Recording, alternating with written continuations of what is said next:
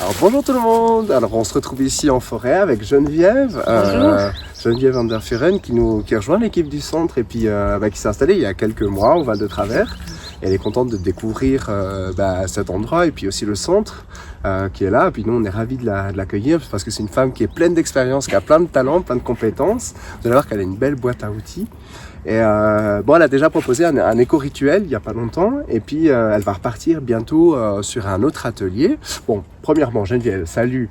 Et est-ce que tu veux te présenter rapidement ton parcours, un peu d'où est-ce que tu viens et comment est-ce que tu en es arrivé à faire ce que tu fais? Ok, bonjour, merci Simon. Alors moi je viens en fait du milieu de l'animation socioculturelle. J'ai toujours travaillé avec des personnes âgées en gériatrie, en psychogériatrie, même si des fois j'avais des groupes de jeunes, j'étais en toxicomanie.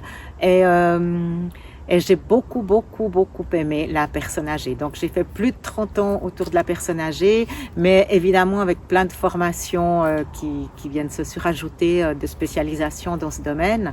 Et ensuite, j'ai fait de la formation d'adulte, j'ai fait la formation d'adulte, j'ai conduit en fait des formations comme responsable de formation, j'ai dirigé une formation à la Croix-Rouge. Voilà, donc j'ai terminé en transmettant un petit peu ce qui arrive avec l'âge. Et puis, autrement, j'ai longtemps vécu sur la Riviera, enfin les hauts de la Riviera, Montpellerin, Montecorzier, donc région de Vevey, où j'ai eu ma famille, mes enfants, j'ai des petits-enfants, une grande famille maintenant. Et puis, je suis un peu dans la région entre la Broye et la région Sainte-Croix-l'Auberçon depuis une dizaine d'années. Et depuis 3 mois, dans le Val de Travers, et je suis ravie d'être là, j'adore ce Val de Travers, c'est magnifique. Ça correspond vraiment à ce que j'attends maintenant. Et voilà, j'ai une boîte à outils où je me suis beaucoup formée comme thérapeute aussi. Et c'est pour ça que j'ai rencontré le centre, je pense. Tout à fait. Alors bon, dans le fil rouge un peu tes activités, etc., il y avait toujours cette idée finalement de ritualisation, d'étapes de vie. Et aussi de vie et de naissance en fait, naissance et de mort aussi. Est-ce qu'on peut peut-être évoquer aussi le fait que tu es une doula de fin de vie. Oui. Alors une doula de fin de vie, tu peux nous expliquer un petit peu qu'est-ce que c'est, en quoi ça consiste? Oui, alors les doulas de fin de vie, on connaît plus les doulas de naissance et maintenant se forment les doulas de fin de vie en Suisse romande aussi, enfin. Moi, j'accompagne la fin de vie, je fais de l'accompagnement de fin de vie depuis plus de 30 ans. J'ai accompagné beaucoup de gens dans ce passage de la fin de vie à l'après. J'aime beaucoup ça. Et maintenant que cette formation existe, que Rosette Pelletier, avec qui j'ai fait plein d'autres formations, a mis cette formation sur pied, je l'ai aussi suivie et j'accompagne aussi plus que je ne le faisais jusqu'à maintenant les endeuillés. En fait, pas seulement le passage de la personne qui meurt, mais aussi les endeuillés, aussi toutes les personnes qui se posent des questions, toutes les personnes qui rentrent dans la maladie, les personnes qui ont peur de la maladie et de la mort surtout. Donc voilà, je suis en train de mettre sur pied plein de choses autour du deuil, parce que la doula de fin de vie, elle accompagne vraiment, elle peut aussi accompagner même administrativement quelqu'un dans ses directives anticipées. Enfin voilà, moi j'accompagne, je suis une doula à large spectre, mais surtout par des rituels, parce que je pratique les rituels depuis 20 ans, je suis praticienne en éco-rituel. Donc accompagner les endeuillés par la nature, je crois qu'il n'y a rien de mieux. Vraiment, la nature est une enseignante, c'est la nature miroir aussi, c'est une consolatrice. Donc c'est un petit peu ce que mon chemin maintenant, c'est l'accompagnement des endeuillés par la nature et aussi par les rituels et des célébrations aussi, en fait, d'au revoir. On peut aussi parler peut-être, il est possible qu'il y ait aussi l'animation de café, quand on est doula de fin de vie, là, tu alors peux là, proposer des cafés autour du thème en fait, mortels, de la mort.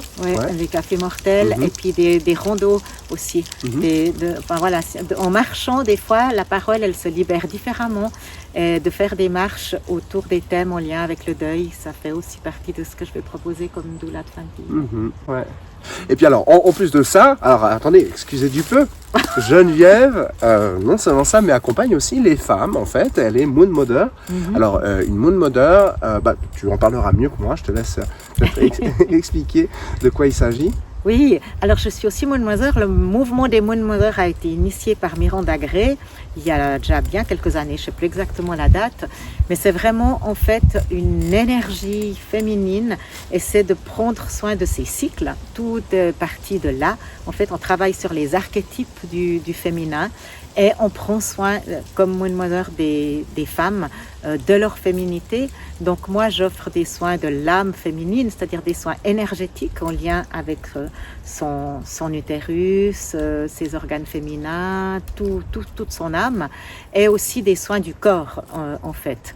Et les Moon Mothers se retrouvent aux pleines lunes, puisqu'on est vraiment sur la lune, en tant que mère lunaire. Et puis 4 fois par année, il y a des World Womb Blessings, donc des bénédictions mondiales de l'utérus, où là, les femmes du monde entier, on est des milliers et des milliers dans le monde entier, à se retrouver pour recevoir cette énergie de Miranda Gray et passer un moment dans cette énergie des mers lunaires. Et c'est très, très puissant et en même temps très, très doux. Donc, j'espère pouvoir rencontrer des femmes au centre à ces occasions-là, de se retrouver dans ces World Blessing en tant que Moon Mother. Donc, j'accompagne des femmes. Beaucoup viennent vers moi ces temps au moment de la ménopause, peut-être parce que moi, j'ai traversé aussi ce passage-là, mais aussi des jeunes filles. J'ai fait des accompagnements pour des jeunes filles et des mères, des jeunes filles qui viennent d'avoir leur lune, par exemple. Voilà, ça c'est aussi un autre aspect de ce que je propose. Donc, en fait, à vraiment des tas d'étapes de la vie, à des moments, les gens sont susceptibles de voilà, pouvoir avoir besoin d'un accompagnement, et à ce moment-là, tu as toute une palette en fait d'outils à proposer et de connaissances, que ça soit aussi par rapport à la nature. Je fais juste une petite parenthèse pour dire que autrefois, tu as entre autres élevé des brebis, n'est-ce pas? Et comme tu es aussi une cueilleuse de plantes sauvages, tu as quand même des connaissances importantes. Tu fais du fil aussi. C'est juste du feutre. Du feutre, pardon. Feutrière. Du feutre. Oui, je suis feutrière. Ouais. Mais c'est vrai que voilà, c'est toujours, comme tu le dis, ce lien à la nature. En fait, l'animal, la nature. C'est pour ça aussi que les rituels sont si importants pour moi, et les rituels en nature. Et du coup, oui, c'est venu évidemment que j'ai creusé le chemin des plantes sauvages. Donc je me suis formée à la cueillette de plantes sauvages. C'est quelque chose que je propose, mais c'est aussi quelque chose que j'emploie du coup, les tisanes, etc., dans les soins, dans les accompagnements. Et c'est quelque chose dans ma boîte à outils, quoi. Oui. Alors, vous saurez que au mois de novembre, Geneviève revient avec un autre atelier. Cette fois-ci, on parlait de soins du corps. Et l'idée, c'est de fabriquer en fait soi-même un baume pour le corps, pour la peau, et puis aussi des tisanes avec des plantes sauvages que tu auras été cueillir en fait. Donc montrer un peu quelles sont les recettes, etc. et partager en fait autour de ces sujets-là. C'est le 20 novembre, c'est de 14h à 17h. On vous mettra le lien sous la description de la vidéo. Donc là, vous êtes les bienvenus. Et il y aura sûrement d'autres ateliers qui seront aussi en lien avec le fait de se relier aussi en fait à la nature. Donc de nouveau une grande richesse pour nous qui avons une nature assez floride en fait autour de nous, quoi.